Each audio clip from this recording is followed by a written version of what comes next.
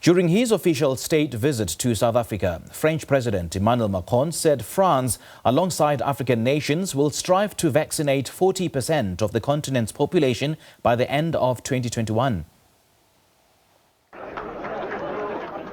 France will strive to help vaccinate 40% of Africa's population by the end of the year, French President Emmanuel Macron said on Saturday during an official visit in South Africa. He pledged to invest in boosting the continent's production of COVID-19 vaccines to help close a gap between African and Western nations.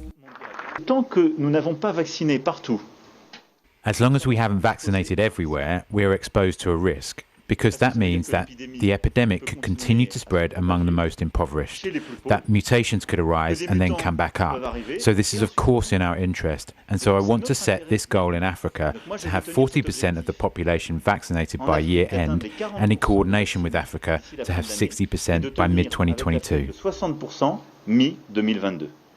Macron said Africa made up around 20% of the world's need for vaccines, but only 1% of production. He reiterated support for waiving intellectual property rights for the vaccines, a move also supported by the United States but opposed by Germany. France plans to deliver 30 million doses to Africa by year end, part of more than 100 million doses that the European Union plans to deliver this year. For more on the French President Emmanuel Macron's two-nation visit to South Africa and Rwanda, we are now joined by Professor Adekeye Adebajo, the director at the Institute for Pan-African Thought and Conversation via Zoom. Professor, a very good evening to you. Thanks for joining us. Welcome to the Globe. Thank you. All right, now, President Emmanuel Macron has told African leaders that he seeks to reset French ties with the continent. So what can we take from Macron's tone and how he possibly wants to, position or rather reposition France, not only in Africa, but on the world stage? Thank you very much. I see President Emmanuel Macron very much as continuing the tradition of French neocolonialism in Africa. If we look historically, François Mitterrand said in the late 1950s that without Africa, France would no longer have a role in the world in the 21st century. And France, therefore, took political, economic, and cultural decisions to tie the 22 Francophone African countries into a web of dependence, basically. So it established military bases in about 5 African countries and still has 5,100 troops, most of them deployed in Chad. It tied its currency to that of those countries, and their currencies are still tied to the euro at the moment. And then culturally, it also established ties through its Alliance Française and FESPACO, a film festival that takes place annually. It tried to continue that. And I see what Emmanuel Macron has been doing, deploying 5,000 troops in the Sahel to work alongside a group of African countries and continuing to maintain this sense of politique de grandeur, a type of politics of symbolism.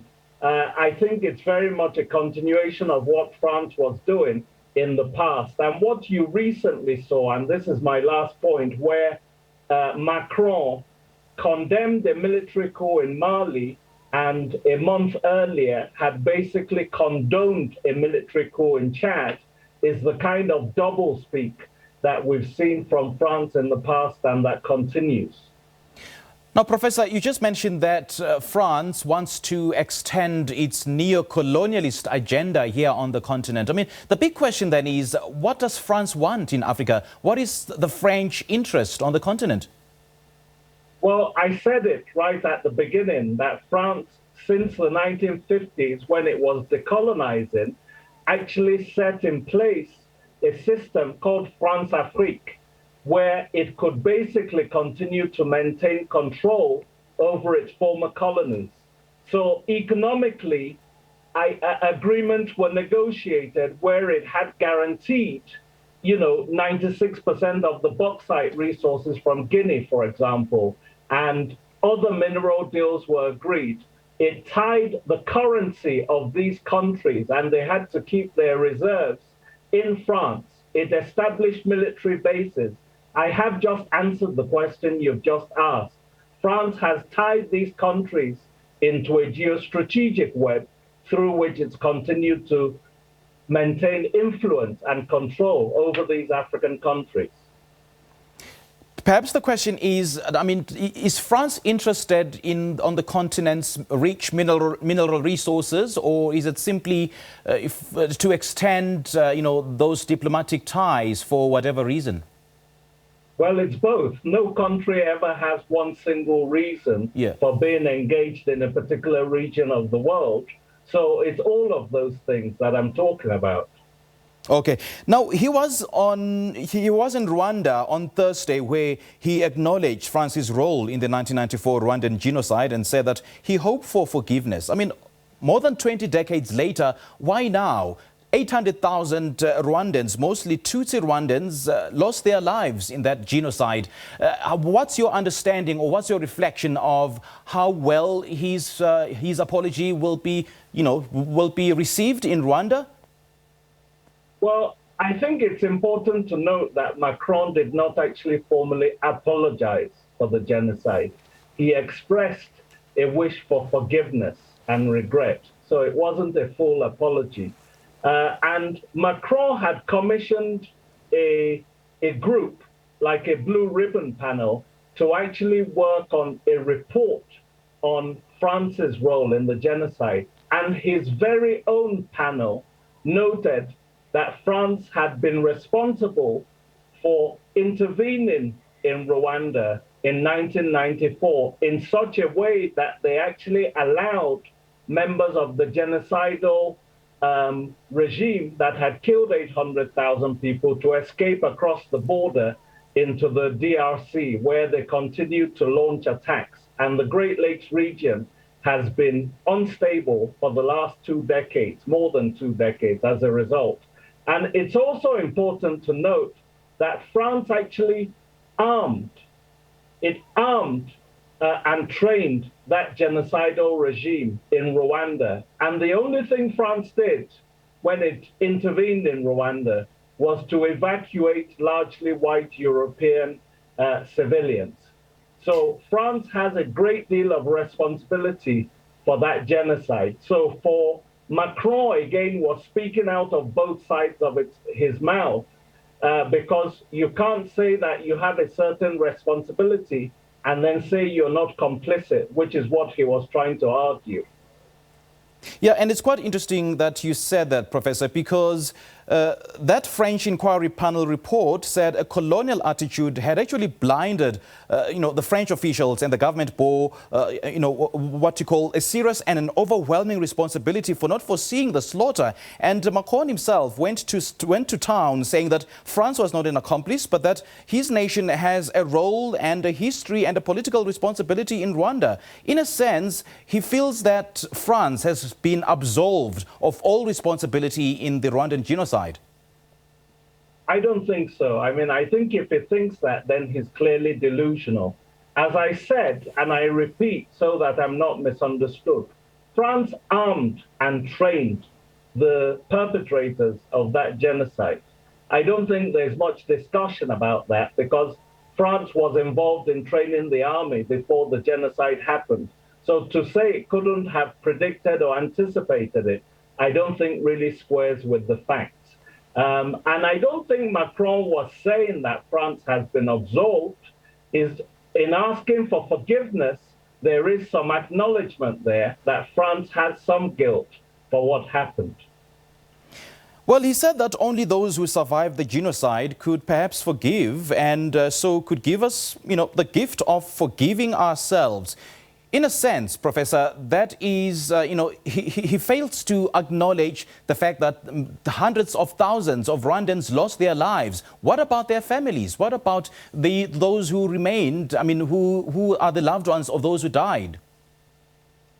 I think a lot of people were very unhappy with what Macron said in Rwanda. A lot of Rwandans who lost loved ones, who were victims of the genocide, were unhappy. So Paul Kagame the autocratic leader of Rwanda scored a political victory in his eyes by getting Macron to come to Rwanda and make that kind of statement.